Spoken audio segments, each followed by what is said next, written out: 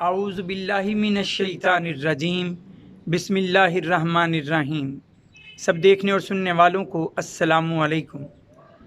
آج آپ کے سامنے ایک ایسی ضروری چیز کا ذکر کروں گا، آپ کے سامنے ایک ایسی چیز رکھوں گا کہ جو ایمان کا حصہ بھی ہے اور جس کے بارے میں نبی کریم صلی اللہ علیہ وآلہ وسلم نے فرمایا ہے کہ جس دل میں، جس نظر میں وہ باقی نہ رہے، پھر وہ دل، وہ نظر جو چاہے کرتی پھرے۔